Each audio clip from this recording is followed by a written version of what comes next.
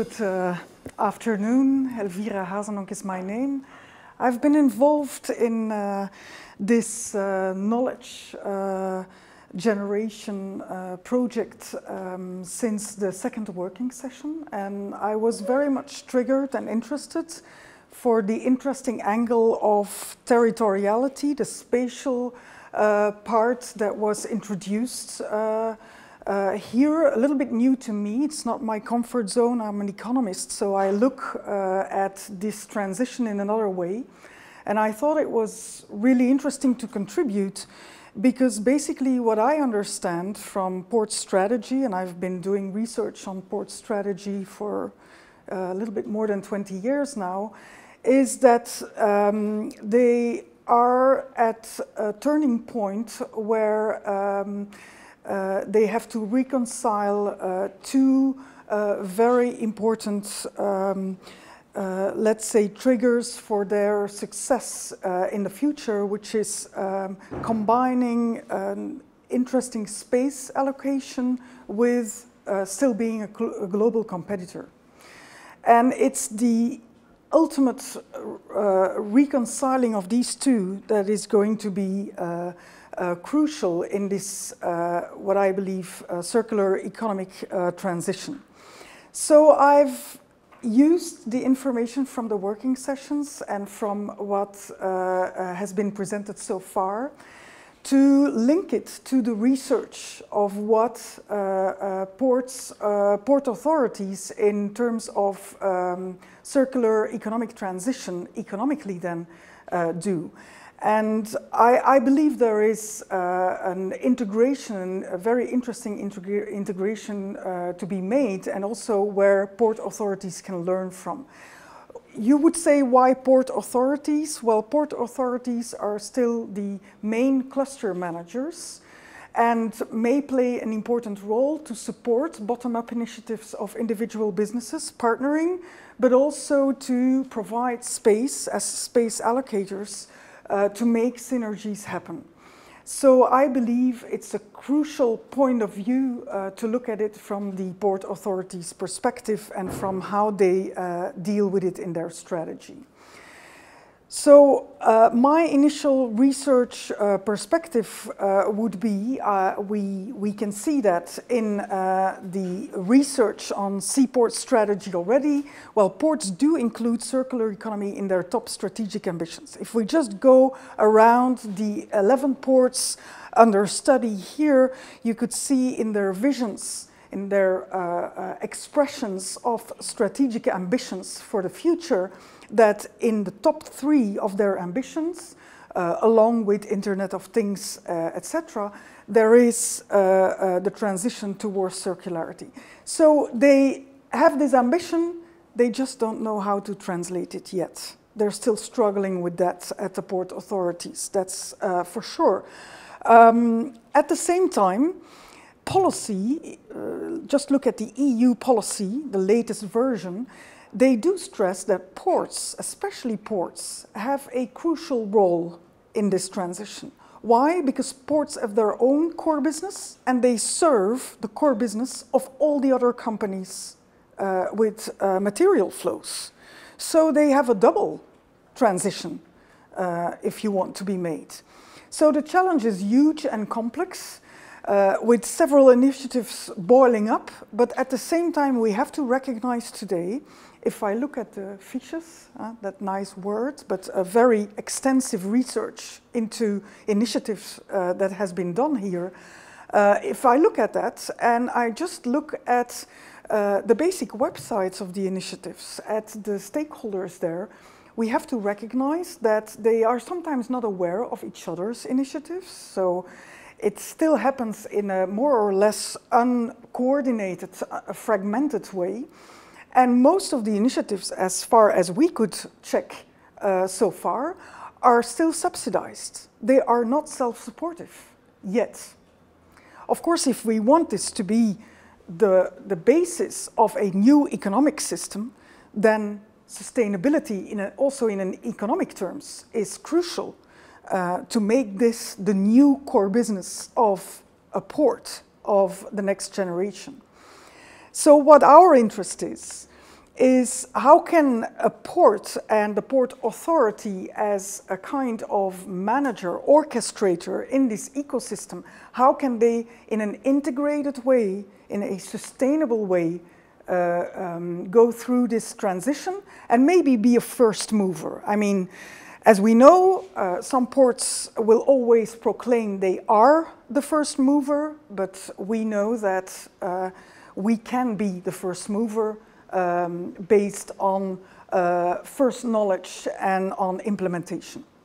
So let's go back to what I found in the literature on port strategy in different fields, and I'm going to try to be very concise, yet to at the end integrate with what this particular OVAM initiative delivered. First of all, if you go to the port strategy literature very recently, it's a very new literature stream. I can tell you I'm leading a special issue in a scientific journal on circular economy for ports. And it's about a handful of researchers worldwide that are currently focusing on this. And there is not much available. So what you see here is most of the time, especially when it's applied to ports, pretty recent, all right? So de Langen and Søren Friese, just this year, produced a more or less comprehensive way to show what Dutch ports, Rotterdam and Amsterdam, mostly in particular, are doing. And they kind of try to summarize what the let's say challenges of ports are in strategic terms. They said circular supply chain, which would be the new focus for ports, does not end with waste, but is reusing on the one hand materials and on the other hand energy. That's how they translated the circular economy challenge for ports. They also proclaimed, from what they've studied, that this involves not just the territory of the port itself, that it involves partnerships beyond the cluster, beyond what would be legally the port cluster. We could discuss that. What is the port cluster? Where does it begin? Where does it end? Well, they took, of course, the legal definitions of port areas, and they say, well, this goes beyond the port cluster. What ports are looking for desperately is finding new valuable inputs. They are looking at what could create money, which new supply chains, local supply chains, can we support? But what if there is not yet this new local supply chain? Do they have to set it up? Do they have to make space available to create new supply chains? Maybe. And then what ports do understand, luckily, is that what Ellen MacArthur already said a few years ago, is that most of the frameworks that embrace the transition to circular economy are not ambitious enough. They don't see it as a system change. I think that ports do understand now that it's more than just fragmented initiative, but that this will completely, in just a few decades' time, completely change their role and their supply chains which they serve. So it will be disruptive. It asks for a new model of port strategy with business modeling supporting it, a new kind of governance, organization, space allocation. So their role as space allocator in the port area will also change related to this. And it should happen in an integrated way. It's not just about recycling activities. It's not just about supporting energy change or energy transition. It's more than that, and it should be N. and not choosing amongst this. And that's what I think we've learned. Well, let's have a closer look. What De Lange said is that ports can either or should focus on either renewable energy and can combine it, but not necessarily on renewed materials for products. They do, for example, explain that there will be a reduced demand for primary materials, that there will be more regional supply chains, so shorter, more intensive and newer supply chains, that probably bulk goods are going to be reduced, and if so, pipelines connected, and that there will be increased circular feedstock, so you will have other materials, shorter flows, and that there is certainly also opportunities for new logistics. For example, triage and any potential kind of recycling, upgrading, logistics, etc. And this, of course, focuses the strategy of ports not just on these transitions for renewable energy and renewed materials, but also we have to accommodate these new sites in the port area. So where the first two do stress a little bit their competing role in a world of competing seaports, let's say, the other two do stress their local embeddedness and their space allocator role. They have to accommodate new sites where this can happen. And they have also the potential to unlock urban areas with test phase sites, recycling hubs, and urban mining initiatives. A second stream of interesting literature that should be combined here to have this transition in an integrated and intelligent way is that we have to link it to business models. So we have to make the transition supported by individual companies and by partnering companies. They have to survive in the longer run. If we want this transition to work, it has some way to be self-sustaining. And we have found several business models for circular economy in literature, and Lassie here summarized them. Recovery and recycling offers the potential to make money, to create value.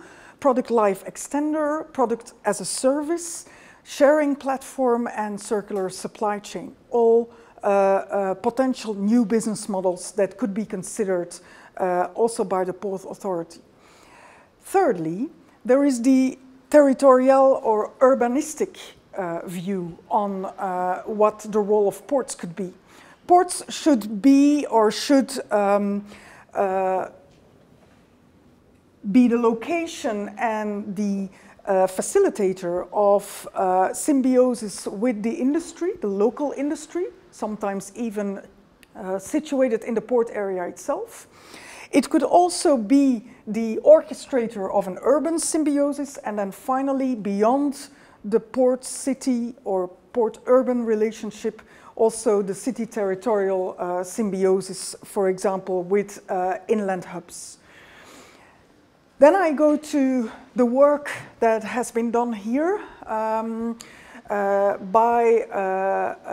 AWB and 1010 Architecture and Urbanism this year, saying that different types of initiatives were found in a number of ports that were selected in the Delta region. And we could see that circularity not only involved specific materials, but also involved, in some cases, orgware and were considered within a framework. That's interesting to kind of typologize the different initiatives. Then the work of 1010 linked it to urban or spatial building blocks, which were discussed earlier. Now, what I find interesting here is how do we reconcile here everything together, because that's ultimately where ports are looking at. If we want them on board, if we want them to implement this and to feel accountable and responsible for this in the next months from here, we need to show them that looking at circular economy transition is about, and this was from the first contribution, this was from this business model contribution, this was from the territorial contribution, and that is the new knowledge that has been created here. The circular economy port should focus not on just any of these, but on all three. If you want to be credible in terms of your CE transition you want to do, we see that ports now too often either consider themselves as the energy port, I'm a little bit going fast here because Ellen, my PhD researcher, and we're doing this research together, is going to develop very soon now patterns. And without taking anything from the conclusions that are still to be drawn, we can see that ports in their patterns towards CE make a choice of either focusing on recycling hub, either on finding these new supply chains or the energy hub. But it's all three that makes the integrated circular economic transition of a port. And this said, and this is the basic model that Ellen and I also use to make that clear, ports need to influence this basic environment. So successful CE transition for ports is a process of what we call successive upgrading, in which the port environment improves to enable more sophisticated ways of competing. Only if they manage to have an influence on this model, on these basic elements, then they will be, based on their CE strategy, global competitors, successful global competitors. And as you can see here, improving the factor conditions like inputs is going to be very important, but also seeing CE as a positive sum game, which means it's going to make all competitors better off. It's not we do it and if we do it first, then we win and you lose. No, we're quite finding new flows, new value creating flows. We're extending the pie and every port can benefit from that. It's also about partnering. It's also about creating a sophisticated and demanding local needs. For example, waking up the city in give me your waste and we'll do something for that so that we can benefit in two ways from that. So the city here and local stakeholders can be that sophisticated, demanding local environment that a port needs to be a front runner in this. So port authorities basically have to reconcile and not choose among them, reconcile their role as cluster and land manager and as global competitor, and they can do both at the same time. The CE transition enables a positive sum game. That's important. It's not about either you or me win. We can all win from this. It requires partnerships, and a cluster manager is best placed to organize that. And space is an accelerator to use that or to reach that, as was shown by the diamond framework in the last slide. So the port is the ideal platform, and I use the word platform because I don't want to use just space. Of course, there is a spatial issue related to that, but platform is more than that. It's offering the relationship, the partnering, and also feeling accountable to do that. They have to be in a leading role. the ideal platform for an energy hub and a recycling hub, and, so that's why I put "and" in capital letters, new supply chain matchmaker. They should manage to do all that together. That was my short introduction from an academic perspective in what the challenges, according to us, from a spatial but also an economical point of view are.